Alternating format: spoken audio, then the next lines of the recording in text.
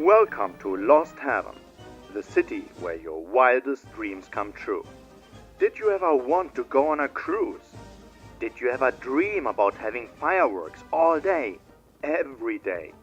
Did you ever wonder how to climb the ranks from a simple taxi driver to a respected and admired individual of the elite society? The time has come. Your time. The time for your American dream. Look forward for a life full of action, cars, girls, and money. Establish friendships that will last a lifetime. Don't miss out on this exclusive offer. Come to Lost Heaven. Come to the City of Dreams. Lost Heaven, welcoming your American dream. Mafia Definitive Edition, out now on PC and consoles. All activities were performed by trained 8th generation professionals. No NPCs were harmed in the making of this video. Mafia does not encourage, promote, or condone criminal behavior, which includes but is not limited to burglary, theft, prostitution, substance abuse, or murder in any way, shape, or form. Play at your own risk. The channel is not responsible for any motion sickness, temporary loss of awareness or consciousness, uncontrolled muscle movement, or any other reactions. If enjoyment is present, the creator strongly recommends subscriptions, likes, and comments. Do you think this video can get any more fun? Well, it definitely can. Welcome to the channel and welcome to this review of Mafia Definitive Edition. And without any further ado, let's check if this game truly is the American Dream Simulator. And story is first. Mafia starts off with what appears to be a gunslinger entering the saloon. Underappreciated and depressed Detective John Norman steps onto the stage. Thomas Angelo. Detective Norman. Okay, so these two seem to have a brunch date or so to chit-chat about the good old times. But something is off. Either Tommy Boy is a bit too nervous or a chain smoker. I mean, he lights up one after another while emptying like a gallon of brew. Dip your beak. No thanks. And of course, like every decent detective of the era, at least him and our beloved Edward Carnby, it seems to be part of the job to know what goes well together. Anyway, our dear Tommy has been a bad boy. Bad boys, bad boys. A very bad boy. That's right. And now he has the mob chasing after him and wanting him and his whole bloody family dead. So, are you talking? Or are you just killing time before they come for you? Apparently, Tommy found his Christian side though. He wants to confess and spice up the detective's Morello case a bit. Or you got something might warm it up? Yeah, I might have something. Both are here to cut a deal. Information for protection. Ain't it? So who you got? A sick ma or a wife and a little kid? Wife and daughter. Luckily for us, Thomas Angelo is a chatterbox, and while he keeps yapping away, we can actively relive his story. So Mafia follows the criminal life of Thomas Angelo as he starts off as a junior and gains more and more trust. It's a story about friendship, betrayal, crime and thrill. It's rarely a cozy one. Well, the protagonist is part of the underworld after all. But it has a few surprises up its sleeve.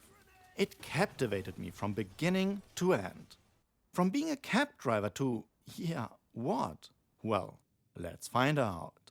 And at this point, if you don't want any story spoilers, go to here.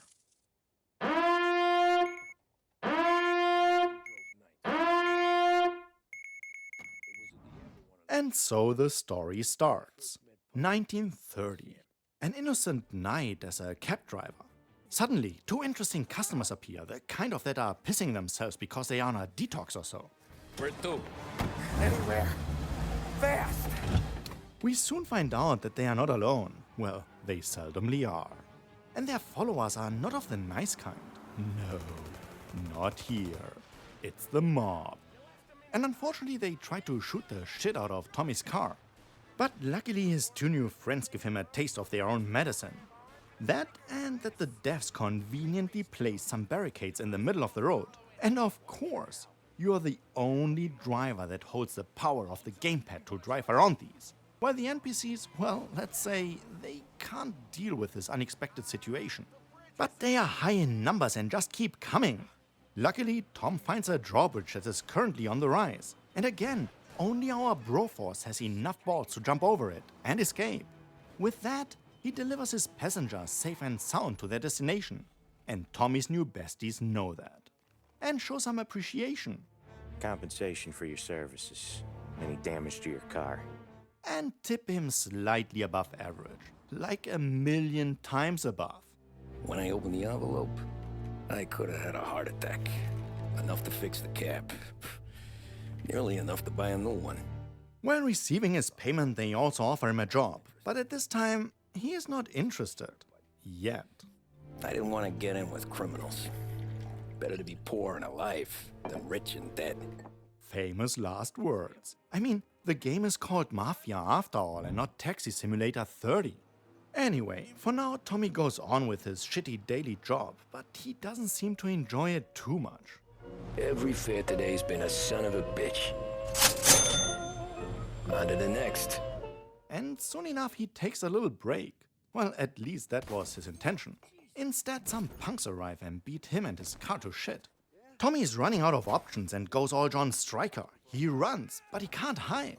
Lucky for him, he stumbles into his buddies from the night before. How you doing, kid? And they graciously offer him their protection service. Well, this here's the Don's favorite driver. So anything you gotta say to him, you can say to me. Tommy's more than impressed with their negotiation skills and with how quickly they were able to defuse the situation. Tell you something, pal, we ain't leaving empty-handed, that's for sure.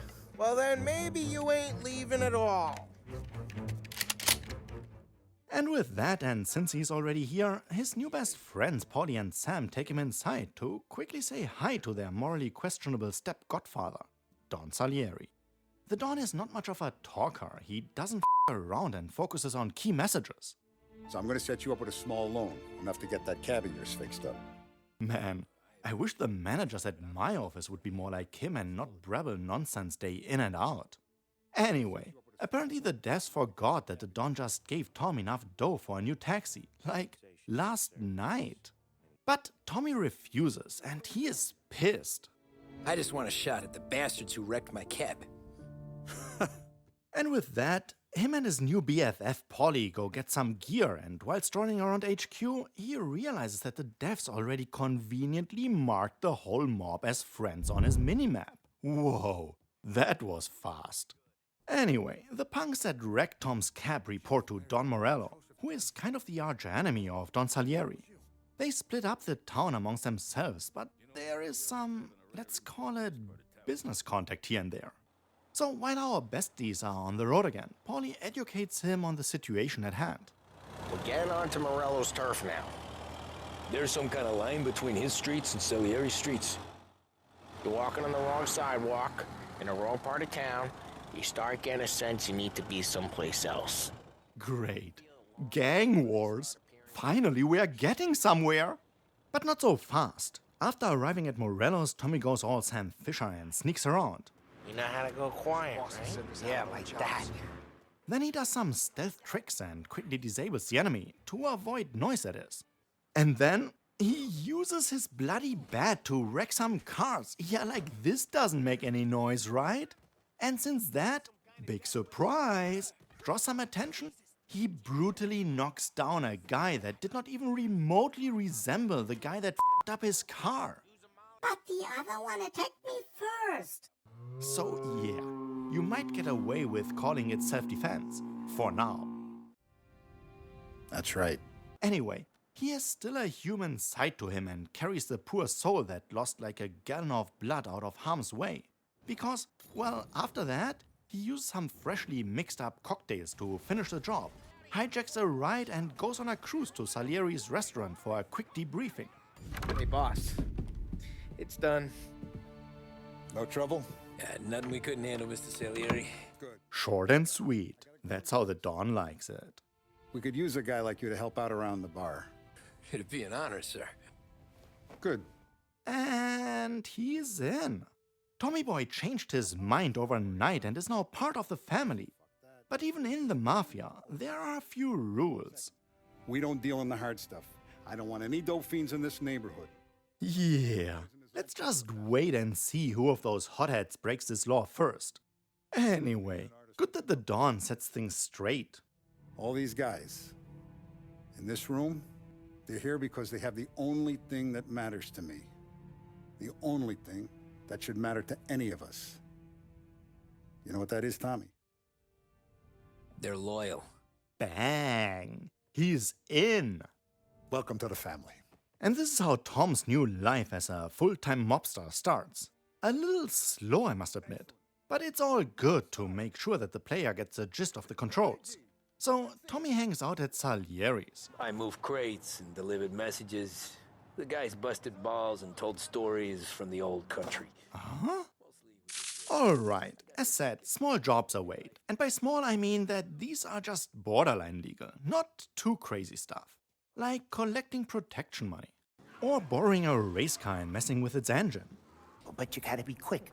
Bobby comes off shift at 1:30, and then the next guy, he's an ass. And all that to make sure that the right car wins. The car on which Salieri put down his money. And that's definitely not Morello's. Unfortunately, it's not that easy. But let's be real here, it never is in a game. And we also wouldn't want it any other way, now would we? So the night before, Morello's gang was not inactive either, and they took care of Salieri's driver. Mikey Dunn, our driver. Some of Morello's guys roughed him up pretty good last night. Broke his arm, broke his jaw, sent him to the hospital. And with our Tommy boy apparently having lived a life of an extremely overqualified cab driver, Salieri immediately sees a business opportunity. Anyway, you're going to race for him. And what can you say? With a little help from the player and a bit of luck, Tommy not only finishes, no, he actually wins the race. That's of course when our chick Sarah, Chef Luigi's daughter, falls for him. Congratulations, big hero. Next thing you know, it's getting late at the restaurant and Luigi starts being concerned about his little sunshine. Hey, Tom, before you go, I ask maybe a small favor. Walk my daughter home.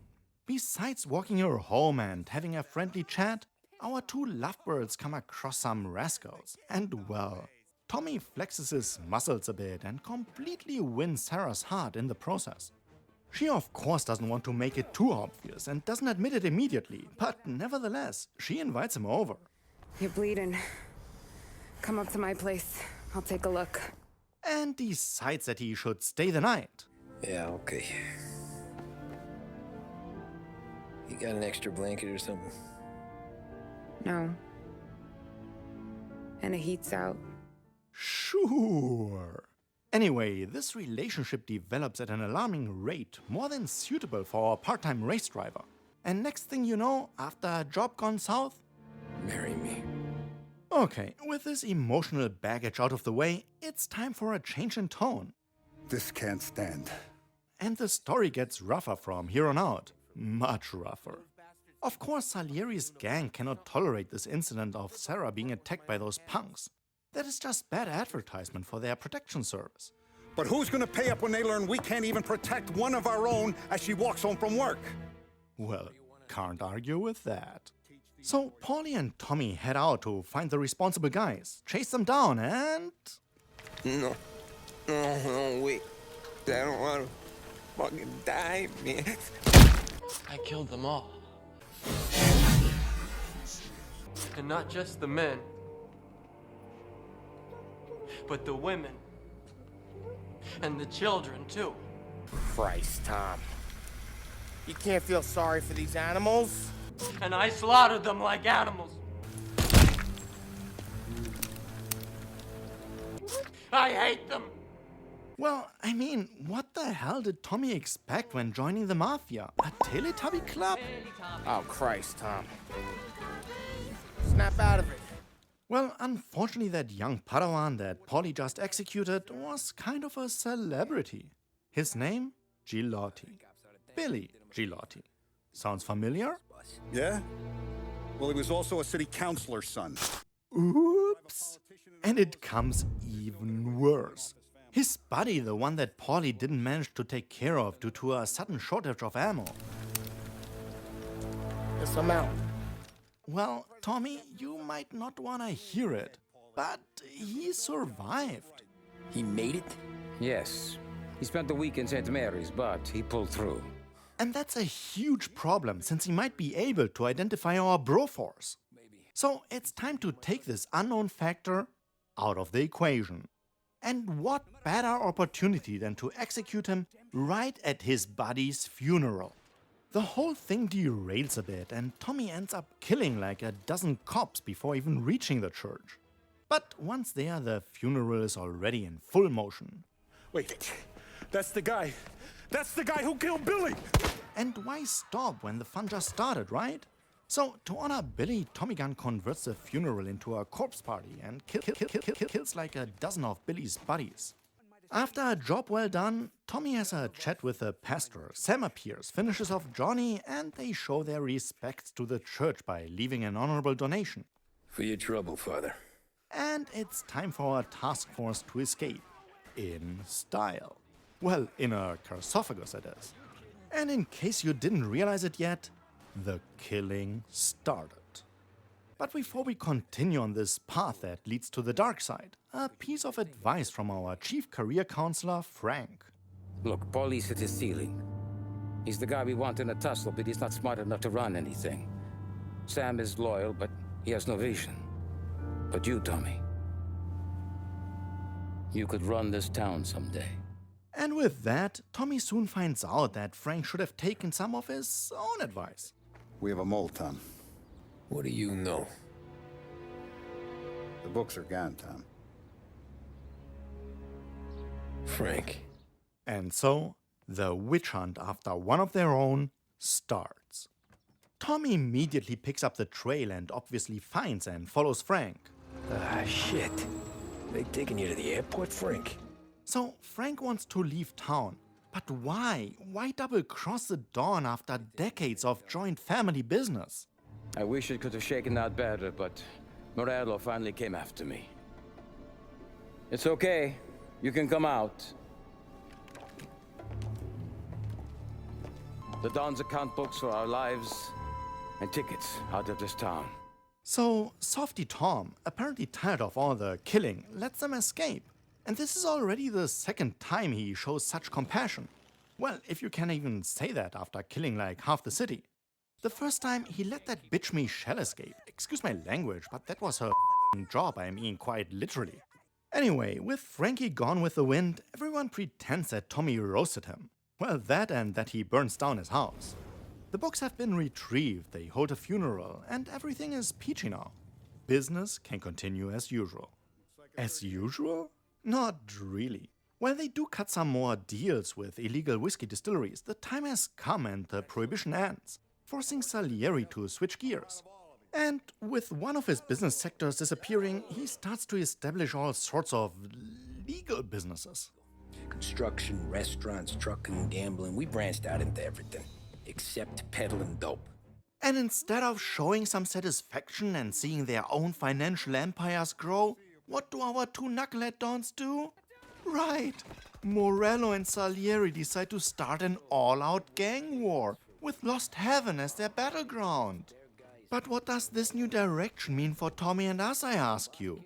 Well, for instance, a couple of assassinations. And the first victim is just one of the little guys. The mole that betrayed Salieri and almost got him killed at the restaurant. Is he still alive? I'm not sure. After that, it gets a little more political. Roberto Gilotti, the counselor. Remember that little brat that Paulie executed? I don't want to fucking die, man. Well, yeah, his dad. And how does the saying go? Like son, like father, right? Huh? Oh well, anyway, it's time for Tommy to relieve him from his duties. And what better occasion than to execute him on his 50th birthday? In public. During his speech. Next on Tommy's laundry list and getting closer to the big prize, Morello. Sergio Morello. The Don's beloved little brother. Oh, Christ. Hey! Stop! Unfortunately, Tommy accidentally kills his innocent wife first. At least that spares her the mourning over her dead husband. Anyway, after a relaxing bike cruise, he does find Sergio. You ain't that lucky. Bastard. Wait. No!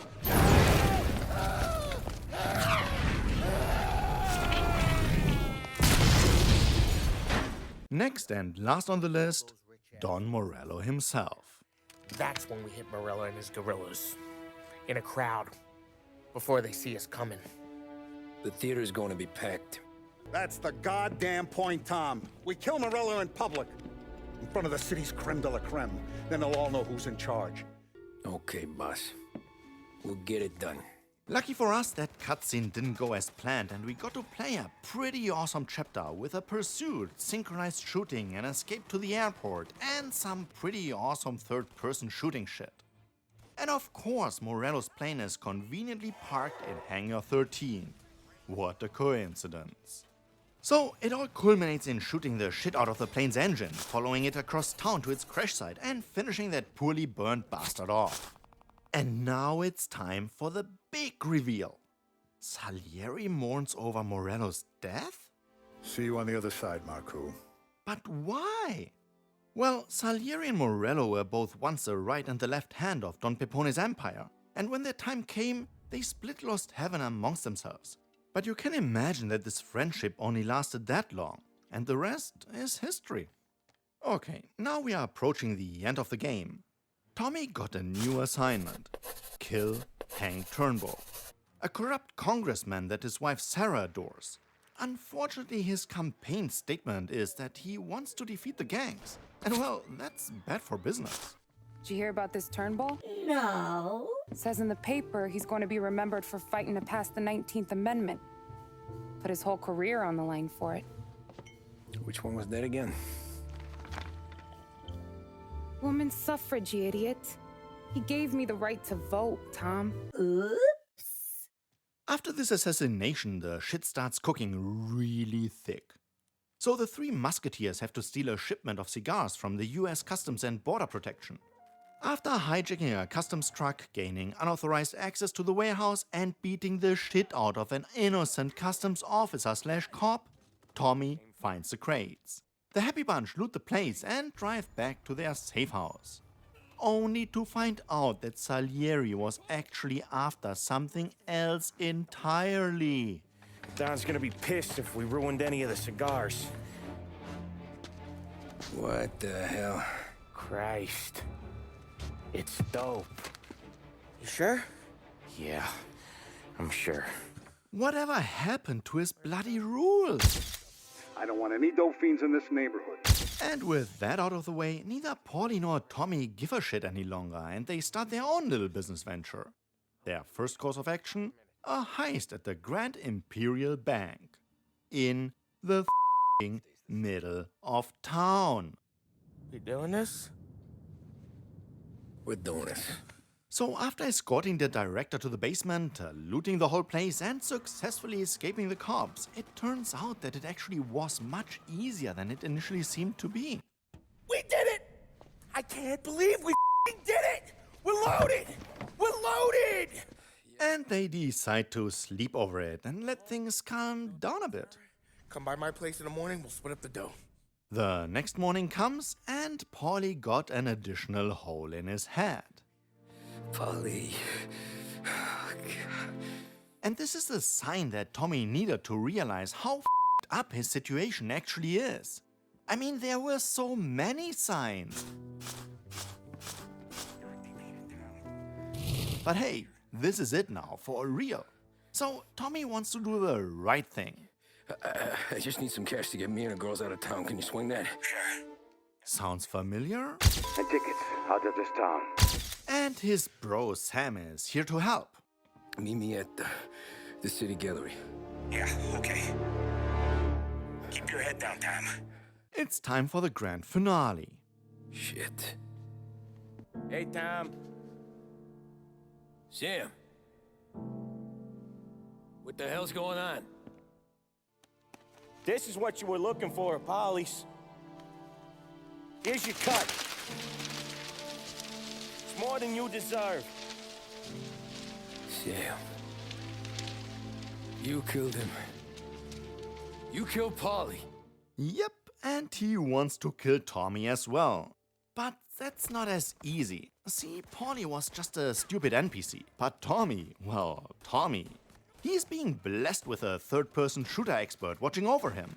So, after a stroll through the gallery and killing like half the city, it's time for the final face-off. And this is a great final boss battle in line with the rest of the game. Sam doesn't have any superpowers, different phases, or is covered in like vibranium armor or shit like that. No, he's just a simple guy. Only human. A little crazy though. Dodge this. And so Tommy kills the shit out of him. Back to the present. Tom testifies, locks up Vincenzo, Ralph, the Don, and, well, himself in the process. I spent 8 years totally alone. But hey, at least he got to witness his fat princess' wedding where he decides to hold a monologue about his own life. I've turned my back on people they thought were my friends. I've kept a lot of hard promises. Maybe not the most cheerful speech for the occasion, but at least a memorable one. And he even manages to turn it around a bit. Now that I'm a lot older and just a bit wiser, I see that family is our greatest weakness, but it's also our greatest strength. A speech that keeps us players up to date about everything that happened post-game. Everything, you ask? Not quite. Another time warp, and we are witnessing Grandpa Tommy watering the lawn. And then you arrive. I mean, yeah, definitely. Look, it's you from the future, playing the sequel and being in the skin of Vito Scaletta. The end. What can I say that hasn't been said a million times over already? Nothing. It's just a great story that kept me glued to the screen from beginning to end. And it all takes place in the world of Lost Heaven, Illinois, in the 1930s. And as such, the city of course has a heavy flair of Chicago. The lighted signs at night, the loop, all heavily inspired by the Windy City. But the devs also mixed in a bit of San Francisco and placed a replica of the Golden Gate Bridge right in the middle of town. Now, sit back, relax, and join me on a flight over Lost Heaven. Let's start our tour at the shores of Central Island, located right between the simple St. Peter and the luxurious St. Paul coast. Here, the art aficionados amongst you will enjoy the many exhibits that our art gallery has to offer. To your left and located right in the center of Little Italy lies Salieri's legendary restaurant, just a stone's throw away from our very own racetrack. Enjoy betting on exhilarating races, or drift away to your right, where we offer glamorous amusement for the connoisseur in our prestigious Hotel Corleone.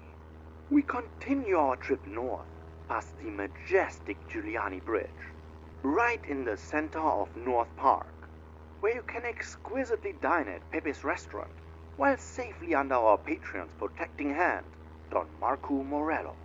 After dining, why not cross the Terra Nova Bridge to enjoy the exciting flair and exotic sense of Chinatown? And while continuing on our path along the North River, past Lost Heaven International, with the world-famous Hangar 13. To conclude your day, why not enjoy cruising through our extensive countryside, across the monumental Fire Dam and reaching our very own North County Marina. Thanks for joining us on this aerial tour over Lost Heaven. We hope you enjoyed this flight as much as we did and look forward to soon welcoming you back on board. Okay, and with that, it's pretty much clear that this world has been beautifully crafted. And while it gives away the impression to be an open world, it isn't. Not really. Yes, open, but definitely not sandbox. The world is yours to explore during most driving sequences, and you can snoop around at your heart's content. But there's really not much to do, except for in the free ride mode, but we will come to that later. Anyway, typically you can explore as much as you want, well, except when you can't. But that doesn't matter, since it's not like you have to drive to a mission or a side quest or anything like that. While playing the main game, you are always in a mission, always. And it's very streamlined, so you won't really feel that something is missing. And you'll find notes and newspaper articles scattered around like everywhere. These not only make the world more personal, but also provide the historical context which makes Mafia that much more believable. But back to the world. When you specifically look at it, you find that the world is actually quite empty. Yes, the streets are busy and full of pedestrians just waiting to be run over. But you never feel that any of these NPCs actually matter. They are just there, backdrops, they don't do shit. You never feel that they actually have a life or so. So as said, that doesn't really matter since you're always in or on a mission and you don't realize it. There are always story-heavy NPCs around that completely overshadow existing background without talent. And these NPCs, these characters that Illusion Softworks originally created back in 2002, well, these personalities, they are simply put absolutely outstanding. And we of course start with our protagonist. What do they call you, son? Thomas Angelo, sir. But let's not say too much here, since we will come back to him in just a bit. So next, let's introduce his family first. Don Ennio Salieri, the father and head of this family business. He's an honorable, polite and generous boss. That's right. And somewhat of a father figure to the boys. Every decision I make, it's what's good for the business and my boys. But, well, better don't double-cross him or otherwise he can get a bit scratchy. Is he still alive? I'm not sure.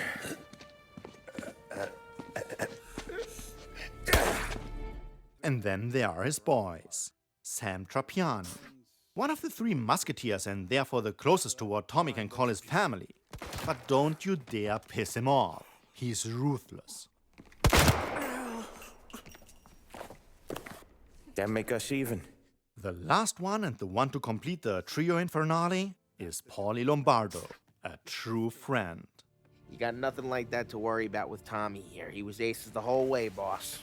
But he can also hold his shit together when the situation calls for it. And then there is the second tier of characters. Frank Coletti, the accountant. Because yeah, if you want to run a serious business, you better have one of those. Even if it's only to record all transactions in order to leave a proper paper trail that can lead the cops right to you. Vincenzo Ricci. He's the guy for the gear.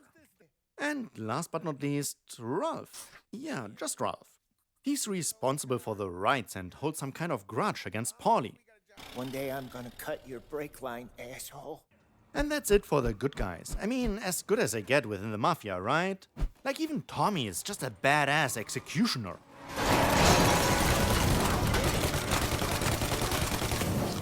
But let's rewind a bit.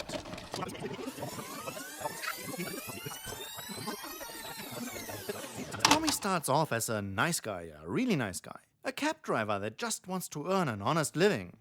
Better to be poor and alive than rich and dead. But he soon develops some unsuppressed aggressions. I just want a shot at the bastards who wrecked my cab. That need to find their way out. From then on out, he can afford better clothes and better guns. Don Salieri sends his regards. And he starts to kill people in style. As if this would be a bloody Pokemon game, most evolutions have 3 stages. And this is when Tommy goes all badass. This is definitely a lot of fun to play, but also shows how Tommy sinks deeper and deeper into his own moral abyss. I mean, by the end of the game, he has committed almost like every single crime known to mankind. Here's a little summary.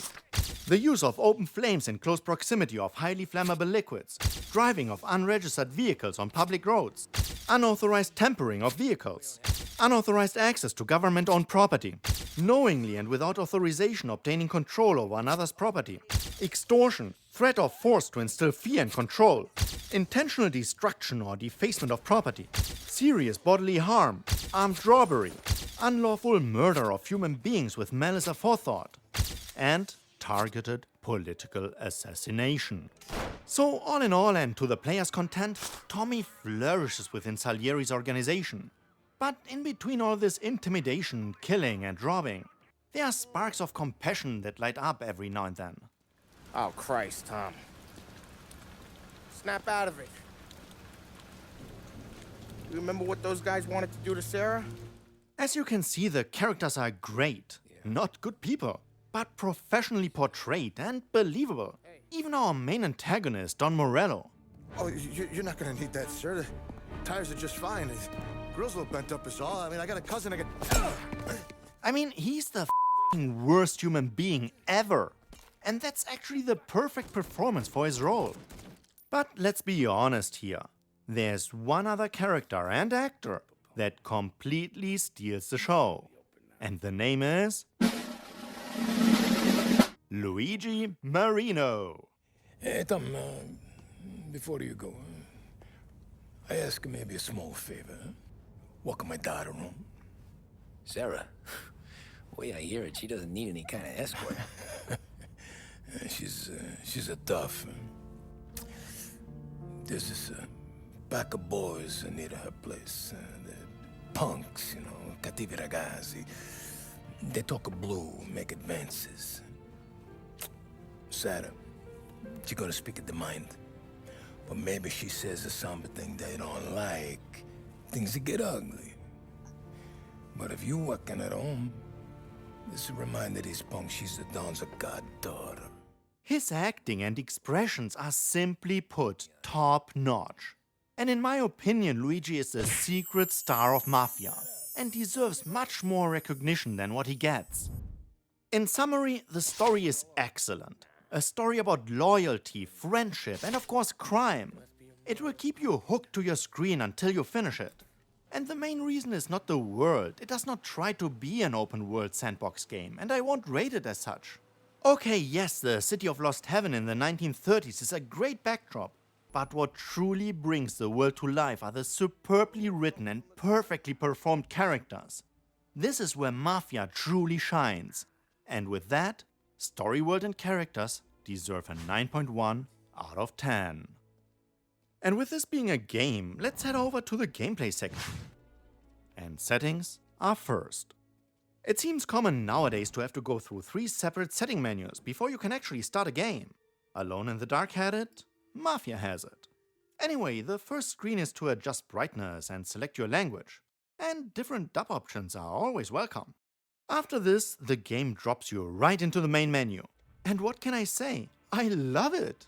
It is simple, has a clear structure, and yet is beautifully animated. From here you can not only start the story or replay chapters which unlock as you go, but also enter free ride mode and check out your car collection. Or well, dive deeper into the options. These let you adjust the general difficulty, but also fine-tune it to your liking. So the original Mafia, which released back in 2002, started development as a racing game. And I like that they somewhat preserved the legacy. You can set the driving mode to simulation and switch the transmission from automatic to manual. Or just leave it how it was. The choice is here and yours to make. Cool is that you can switch on the turn-by-turn navigation, which integrates traffic sign-like symbols into the game world. This way you don't have to look at the minimap. Or you can even turn off the HUD completely. It's a nice feature, but it also breaks the immersion quite a bit. And speaking about immersion, if you want a more authentic mob movie experience, try out the noir mode. Anyway, let's start the game. And here you can select one of the predefined difficulties that you can tweak at any time. Easy to classic. Classic is more for the hardcore amongst you. The car behavior is set to simulation. Left ammo is lost upon reloading. And the police responds to more crimes? What the hell is that supposed to mean now? Well, it's exactly what it says. If you speed or pass a red light while cruising through town with a police officer nearby, well, they will stop you. And give you a bloody ticket like in real life. And this is actually pretty funny. You can then decide to just stay put and accept the fine. Or you can try to escape. Or like in this case, the cops were too busy chugging down donuts or so and too stupid to reach me in time. Then, the game just decided to increase my rating and have me arrested. Mission over. And restart from the last checkpoint, which is typically not too bad. I mean, checkpoints are plenty and don't cause any frustration. But again, you have a choice. All I'm offering is the truth. You can let them arrest you, or you can resist, which will inevitably raise your police popularity rating to, yep, 3 stars. This means that the police will hunt you down, But honestly, on regular difficulty it's quite easy to escape. After that, just wait for a while and the cops will forget anything ever happened. All cars, pursuit is called off, abandon search and return to patrols. But to avoid all this trouble, you can, if you wish to accept it, toggle the speed limiter on and drive like a grandpa after emptying his flask. Let's get back to talking about the gameplay loop. And this is basically how every single chapter plays, with some very welcome exceptions though. The standard gameplay loop includes a lot of driving. Well, to mission areas and back again. Then, while in the mission area, you do a variety of standard Mafia stuff like collecting protection money, beating up people, stealing shit, and of course, killing. Lots of killing. And what do you need for that? Guns. Lots of guns. Exactly. Let's start off with the good old stuff. Baseball bats. These get the job done and show some nice finishers. The melee mechanics are basic, quick time event for dodging, and then just keep mashing that attack button until the prompt for the fatality appears. But let's get to the real guns. The revolver. It holds 6 rounds, has heavy recoil, and is pretty much useless. The 1911. Much better. Fast, accurate, great for headshots. Simply put, here is where the fun starts. The shotgun. At close range, a bloody force of nature. It shreds through anyone standing in your way. And what's better than a shotgun? Frank Caesar LaPara, he'll know. Downside is that it only holds 2 slugs, but hey, this way you get to see more of this awesome reload animation. The rifle. Great at medium and long ranges. And at this point, we get to see the best weapon that this game has to offer. And it's all in the name. Huh? Again. Exactly. The Tommy gun. It holds 50 little friends per drum. Yeah! And turns Tommy into an absolute badass. And yeah, there are also some modified bank snaps that Tommy throws around. These are actually much more effective in the hands of your absolutely stupid enemies. That's it, that's the gameplay. Well, there are also some collectibles scattered around the world, like cigarette cards, comics, and more. Let me put it this way, nice to have. So in the end, there's a lot of shooting and driving. So how does this control? And let's start with the driving. Since some hot pursuits and races await, and since the cars pretty much control like in a simulation, you better get this down, like, quickly. Yeah, there are some quicktime events that you can trigger to lose your competition or the cops, but most of the time you have to resort to your excellent driving skills. And for that you can adjust the camera to your liking to put you in a comfortable position for your challenges. But the game is not all simulation. It helps you out here and there. For example, everyone gets out of the way when you honk. And let me tell you, this is definitely not how things work in Chicagoland. And you cannot just start driving willy-nilly without your Broforce. And here, the game is actually quite clever about it.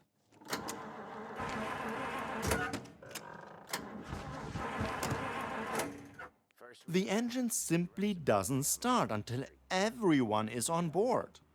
But then again, there are chapters where the game does everything but help. Like after manipulating this car, you have to drive this piece of shit back before anyone notices. There's a time limit, the engine constantly misfires and heats up like a fresh pile of shit under the desert sun. And this wreck constantly pulls randomly left and right. Anyway, overall the car controls are more than solid and have this realistic feel to them. Even when you drive some rides that absolutely do not fit in this era. Like the Samson Drifter. Lincoln Clay's car from the 3rd game. It's based on the 1970 Ford Torino GT and a bonus car for owning Mafia 3. It has over 300 horsepower and is f***ing awesome to drive around.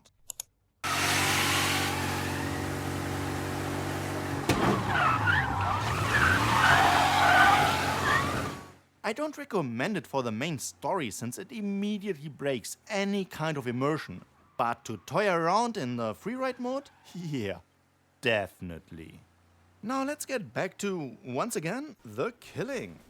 We got a weapon wheel that slows down time, a usable cover mechanic which allows you to switch cover by the press of a button, and Tommy Boy can defend himself with both the right and the left hand.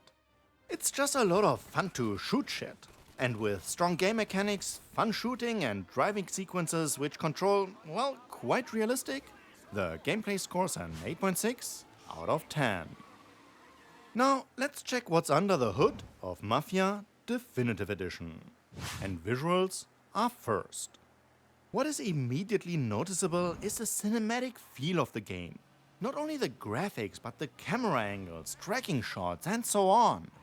This is supported by detailed car models that actually do have a damage model and, for example, show bullet holes, torn off bumpers or hoods. And it feels like the cars have some weight to them, some inertia. I mean, at the time the cars were like pure steel, often ranging between 2,000 and 5,000 pounds. So the heavy feel is very realistic. The cars also didn't have much of a suspension back in the day. It was more like leaf springs and friction discs as shock absorbers. And this wobbly feeling translates greatly into the game. Well, maybe a bit too excessive, like here. A passenger closes the door and the complete body shakes. Yeah, the door weighs a ton, but it's still a bloody door. Then again, you can see the suspension at work here. And as part of the Salieri family, you treat cars, well, like disposable shit. I mean, why not? These lie around everywhere and just wait for you to hijack them. So when you hit the pedal, well, you hit it to the metal. This results in nice tire tracks on the tarmac and dust when enjoying the countryside a bit too much. And there's really some attention to detail here. You can, for example, even see Tommy shifting gears. When you walk from in to outdoors, or when you drive in or out of a tunnel, you can't see shit. Excellent stuff. Some might argue that cars are not everything, so let's take a look at the rest of the visuals, shall we? Fireworks. And honestly, I don't think these are too impressive. Nice, but not impressive. However, the attention to detail is what gets me. These particle effects of heavy pollution when batteries fire off their gunpowder in the 30s. Nice. Thick rain. Not only drops, but also showers being carried around by heavy wind. It feels like a thick soup, and this is supported in some scenes by thunder and lightning. And after the rain, which honestly seems to be like always in this game, well, nice water reflections on the puddles and the sometimes smooth, sometimes harsh lighting creates a great sense of immersion. Very detailed interior locations. The Dawn definitely has some taste for good graphics. And not only that, very smooth animations when turning around, and again, attention to detail when it comes to the lighting. This all contributes to a great atmosphere of how I imagined the utopia of 1930s Chicago to be. As already mentioned, the animations are great, and the character models, well, let's say, controversial. Most main characters look great. That's right. With awesome facial expressions, and in some scenes they manage to let you even feel the intensity by showing off some pulsating arteries. But then you have some characters that look accidentally funny, like Piggyface here. And others that look a little bit like, well, shit. Which brings us to the negatives. That right. And look, there were not many during my playthrough, but still a couple worth mentioning here. The tutorial text did simply not disappear, so I had to make a choice. Either restart from the last checkpoint, or let this punk kill me. Well, guess what I did? What the hell is that? A bro shake or what? F***ing idiot, he definitely saw this one coming. And the one and only airwalk. Did Salvatore all of a sudden import some Jordans? Like from the bloody future or what? This guy here, well, he's so full of shit that he farts out his gun after dying. I get it, rigor mortis, muscle contraction after death. But instant? And a bloody gun? For real? Okay, the following are not bugs, but more visual infidelities. Some of it might be due to last gen's hardware though. Highly populated areas create a great atmosphere, but the characters stick out for some reason. I couldn't put my finger on why that was. Well, until I realized that most of them don't cast any shadows. Or when walking through puddles, well, Tommy doesn't leave any footprints. Or like in this scene, textures imported straight from the N64. But let's be real here. The visuals are great and capture the world and the story. And after all, that's what they are here for. Can I say similar things about the sound? Yes, I can. The voice acting is simply put top-notch. Ingenious! Get your head out of your ass! Polly, you can't just sneak up on a guy like that. And as mentioned before, the Oscar winner in this category is Luigi. Benny. And there's not only small talk during cutscenes, no. Since you have to drive around town quite a bit, they continue yapping constantly on the way. Besides, all this could get a guy in trouble. Trouble says the guy is about to set fire to Morello's parking lot. It not only keeps you entertained, but gives context to the mission at hand and makes the world much more believable. And also with the sound, same as with the visuals. The devs show a great level of detail. For example, some environmental sounds that change as you take cover from the rain.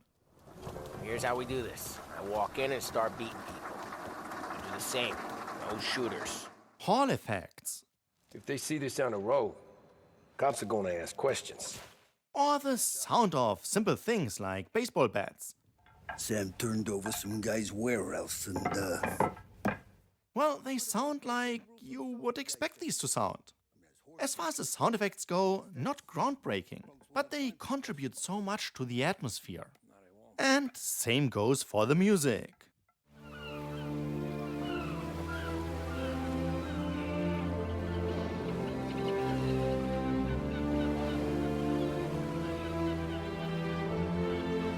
The main score sounds just as iconic as it did back in 2002.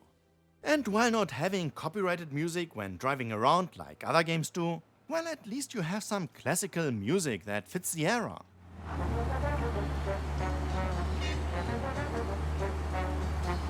And since most of the times, at least during the story missions, you drive around with one or more passengers that cannot keep their mouths shut, well, a different kind of music would have been pretty annoying actually. The music fits nicely to the world like contextual music. What do I mean by that? Well, you walk around the streets and you don't hear any irrelevant jingle crap or so. Instead, a lot of hungry people on this block. Yeah. Well, you hear and see a guy like you and me playing on his harmonica. Just authentic. And there's also some classical score during the cinematics.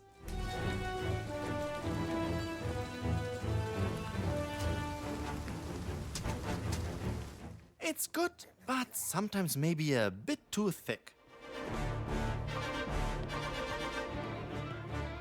And with that, visual sound and music get an 8.8 out of 10. Now let's head over to the overall score, shall we? Walks out of the bathroom, and I'm praying he's got a piece on him, because I'm not sure the... Mafia Definitive Edition has a great story. One that will keep you engaged from beginning to end. It's a story about friendship, loyalty, thrill, and well, basically life inside of a crime syndicate. And the story is placed in Lost Haven, Illinois, in the 1930s. While it is open, it is not a sandbox. Mafia is a very story-driven game, and the world reflects that. It's beautiful nonetheless. But most importantly, what really carries the story and the world are the characters. Their whole body language, professional voiceover, and acting is just top-notch. I can't afford this life no more. That's right. The gameplay is fun. Well, the circumstances are sometimes pretty harsh, but the mechanics feel like they belong inside of this world. And they control great. Especially the cars have a weight to them and handle like you would expect these to handle back in the 1930s. So be aware of that. And a lot of attention to detail was put into the visuals. Indoor and outdoor areas look great, and the lighting of the outdoor areas gives these a realistic look. Character models are hit or miss, and environmental effects are nailed down to create a believable world.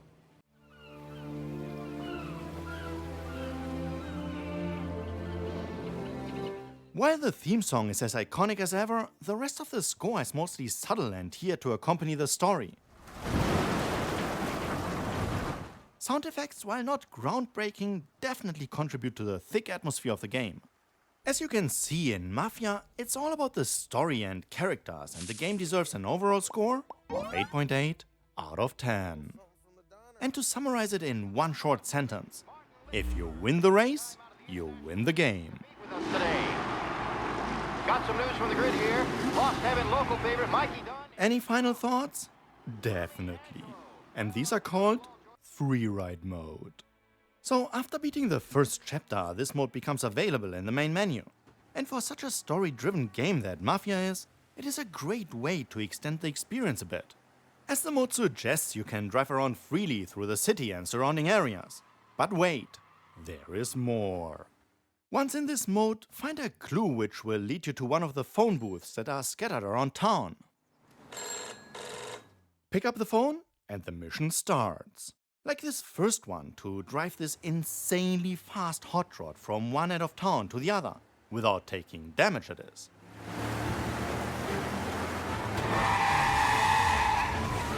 And after every completed mission, you get a new ride added to your collection. And this is not all. In free ride mode you can participate in the races, change the time of day, weather, outfits and more. As said, it's a fun mode that extends the playtime of the game and that is completely optional.